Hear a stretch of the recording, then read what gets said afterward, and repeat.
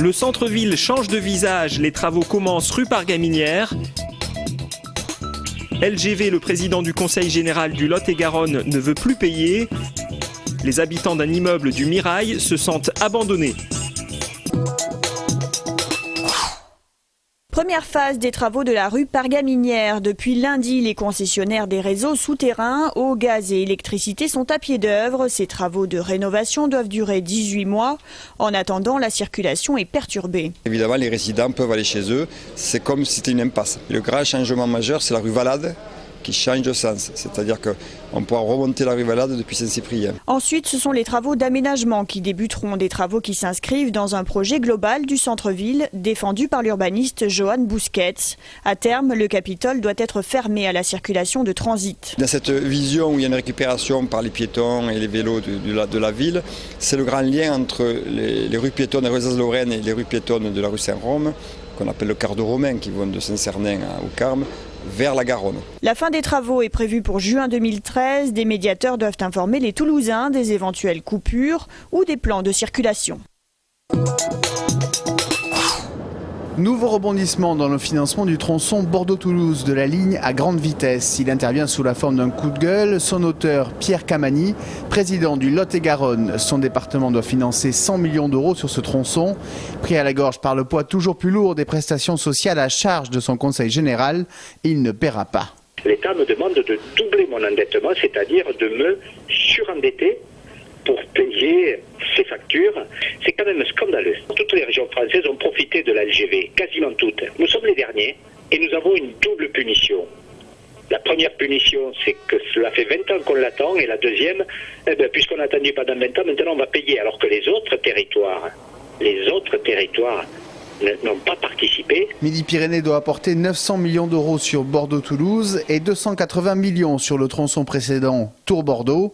En réaction à l'annonce de Pierre Camani, Martin Malvy s'est alors interrogé sur l'opportunité d'interrompre le financement sur Tours-Bordeaux en cas de menace sur Bordeaux-Toulouse. À ce rythme de tortillard, la LGV initialement prévue pour 2020 pourrait bien se faire attendre encore quelques années. Au 71 rue Aristide Mailleul, dans le quartier du Mirail, la situation est critique depuis déjà plusieurs mois. Les habitants ne savent plus quoi faire. Je me suis réveillée il y a 2 jours, il y avait de l'eau jusqu'aux chevilles, donc tout était trempé. Il n'y a pas de chauffage, il n'y a pas de lumière, il n'y a pas d'ascenseur. On a des enfants, on est obligé de monter les poussettes, c'est la galère. Moi j'ai dû partir chez ma copine parce qu'il n'y avait plus d'eau, il n'y avait plus rien, tout a été foutu. La dernière fois, il y a eu des morts, il y a des morts ici, il y a des gens qui se font violer. Donc c'est pas du tout sécurisant. Le Parti de la République du Cœur, fondé il y a peu par les habitants du quartier pour subvenir aux besoins des plus démunis, regrette que les politiques ne soient présents qu'en période électorale et les délaissent totalement le reste de l'année. On est, je crois, plus qu'abandonnés parce qu'on n'est pas dans la deuxième zone. Vous voyez, je veux dire, deuxième zone, quand je dis, on vit plus que les Palestiniens. Plus grave que les Palestiniens. Nous sommes très graves. J'appelle un petit secours à tout le monde, à tous les habitants du Mirail. On est là et on est dans un pétrin très grave. La PME allemande OHB a remporté un nouveau lot Galileo portant à 22 le nombre de satellites qu'elle devra produire pour le futur GPS européen, et ce au détriment d'Astrium. Une décision qui fait réagir même si le site de Toulouse n'est pas concerné. Je trouve qu'on a quelques leaders mondiaux en Europe et qu'il doit y avoir une part égale entre chaque leader. Les syndicats dénoncent le transfert de compétences voulu par le gouvernement de l'ESA, l'Agence spatiale européenne, à la Commission européenne.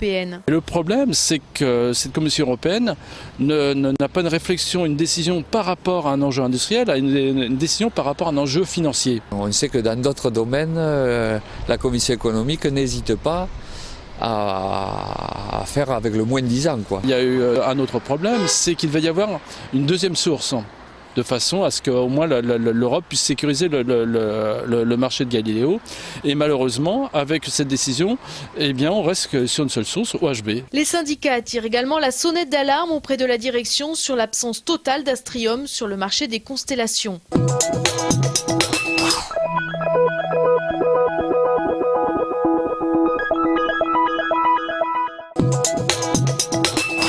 4,4 millions d'euros. Telle a été la rémunération moyenne des dirigeants des entreprises du CAC 40 en 2010. Une augmentation de 34% par rapport à 2009. Des rémunérations indécentes selon le président de la CFE-CGC. Il faudrait surtout qu'ils puissent faire la démonstration que le niveau de leur rémunération est justifié.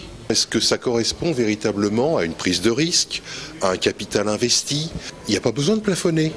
Il suffit simplement de mettre en place les mécanismes fiscaux qui permettent, par les différentes tranches, de prélever. Selon un sondage Opinionway, en France, près de la moitié des 4 millions de cadres se plaignent de salaires trop faibles par rapport à leur implication dans leur travail. Selon la CFE-CGC, 70% des salariés se plaignent de stress. On n'a jamais atteint de tels niveaux et on voit que d'une année sur l'autre, on peut, tout en ayant travaillé davantage et en ayant amélioré sa performance, gagner moins. Reste des secteurs épargnés. Selon une étude réalisée par ICE, les salaires augmentent dans l'ingénierie industrielle et l'énergie. À quelques heures de la fermeture de la librairie Castella, le bras de fer se poursuit. L'opérateur de téléphonie Orange, qui s'est positionné pour reprendre l'emplacement, vient de se voir refuser son permis de construire par la mairie de Toulouse. La municipalité ne souhaite pas voir l'enseigne s'établir sur la place du Capitole. À ce jour, Orange n'a pas formé de recours. Selon sa direction régionale, Toulouse serait en retard par rapport à d'autres grandes villes où l'opérateur a déjà ouvert de très grandes boutiques. Job Art Team, un dispositif mis en place depuis l'ouverture de l'espace Job en octobre dernier. Il permet de faire bénéficier aux 7 MJC de Toulouse, durant les vacances scolaires, les locaux flambant neufs dédiés à la jeunesse. Cette semaine, c'est les jeunes de la MJC Rouguet et des Amis Doniers qui ont profité des 4 ateliers mis à leur disposition. On s'est dit qu'on allait proposer sur la première journée, couper la journée en deux et faire tourner tous les jeunes pour venir voir ce que c'est. Mais du coup, c'est les intervenants qui doivent jouer le jeu, essayer de dire mais voilà ce que vous allez pouvoir faire dans le cadre de ces activités-là. Et au bout d'une heure et demie, les jeunes se positionnent, on les répartit dans les ateliers et la semaine culturelle démarre. Entre création musicale, vidéo, graffiti ou breakdance, Hugo et Sofiane, eux, ont choisi la vidéo. J'étais déjà venu ici aux vacances de Noël de 2011. Et donc ça m'avait plu. La Job Art Team a pour fil conducteur la préparation de plusieurs spectacles en vue de participer à l'édition 2012 de Canal Jeunes, grande manifestation inter-MJC toulousaine au printemps prochain.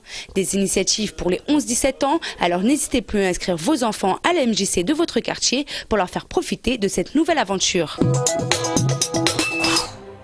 Le 18 mars prochain, au Casino Théâtre Barrière, se jouera le Tour du Monde en 80 jours. Une pièce de théâtre sur glace synthétique inspirée de Jules Verne. 13 patineurs et 5 comédiens, dont Philippe Candeloro. L'ex-sportif n'était-il pas déjà un acteur quand il chaussait les patins dans les championnats du monde? Réponse.